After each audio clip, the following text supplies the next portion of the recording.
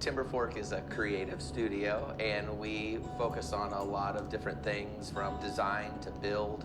We run the production pottery studio out of here. I came up with the name Timberfork as I was searching for ideas for the business, and I started thinking about inspiring things from my childhood, and one of those things was climbing this big cottonwood tree in my parents' backyard, and I would sit in the fork of the tree, and I started thinking of how I could incorporate that, and Timberfork was born. So I built the studio to house a project that was restoring a 1958 Shasta Air Flight travel trailer, and to house many other creative endeavors. Generally speaking, everything is made by hand. Potter's tools can be made from a variety of materials or found even.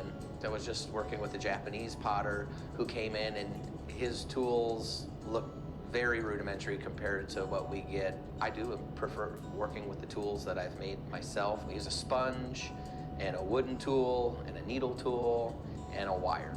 As far as the process goes of making pottery, we get all of our clay locally. Right now we're kind of dabbling. We really like this dark brown clay we've been using. It provides like a really rich, earthy feel. However, we're pretty well known for our redware, and I like the vintage aesthetic that it provides, and it looks really good with that clean white glaze, and it kind of gets that nostalgic feel to the mug that we're going for. We start on the wedging table, and we cut it up into pieces and make sure the clay is very workable. We really focus on preparing the clay, a lot of testing. We certainly have made some mistakes along the way and have learned from those. Just a lot of trial and error. I like to think of working with the clay as somewhat of a dance. You have to center your mind before you can center the clay. Working with clay can be extremely relaxing once you get past the hard parts, which is centering. So if you center your mind and take a deep breath, and you can breathe that into the clay, then you just have to work. As calming as that sounds, a lot of what we do though is throw a ball down, make the pot, take it off, throw the ball down, make the pot, take it off.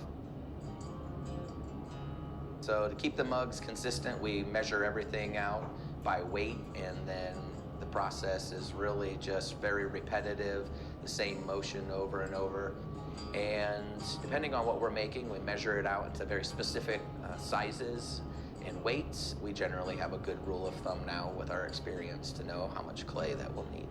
And the other unique thing about them is everything is one-off. Even though we may make things look the same, every single mug feels a little bit different to each person because everybody's hand sizes are different. Even though in the factory they make all the handles exactly the same, not everybody's hands are the same. We want to make a quality product that people can feel that somebody's heart and soul went into the making of the product. And then we go through the process. So we'll slap the clay down on the wheel, get it centered up, open up the vessel, pull the vessel up, whatever we got to do, cut it off. And from there, we then wait for it to dry. It becomes bone dry, and then we load it into the kiln for the bisque firing, which is the first firing. Then out of the kiln it comes, and we apply glaze, and then we fire it again. And one thing we do here at Timberfork, which we're kind of known for, is customizing the pots with an iron transfer decal. We print on something called a water slide decal, and it's got to have just the right iron content in the ink. The ink transfers to the water slide decal. We take that out, we soak it in water, and then it just slides onto the work, and then we have to fire it again. And then it's the iron content in the ink that leaves the image behind on the mug, embedded into the glaze. Like anything, pottery is a skill that can be learned like riding a bike, and you can learn it and come back to it years later and you'll still have that skill. Austin is a former student of mine, and now he works for me. I learn a lot from Austin here in the studio. This guy is a wizard at making mugs and spiral wedging, which is a form of Japanese preparation of the clay, and he's mastered it. He's really good at it. Timberfork, to me, is a creative studio. This is just a place for me to come and let loose of all those things that I bring home from work and then just creatively let it all out. It's where I hang out with my son.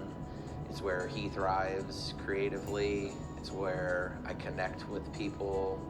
There's a lot more than just making pottery that goes on here. If I could have Timberfork become something, it's just a creative entity that is putting good into the world through making. I want to live in a thriving creative community. I believe that this leads to innovation and allows people to be free thinkers and maybe more accepting of others around us. I think creativity helps people become empathetic. That's what I want to see in the world, so that's what I want Timberfork to put out there.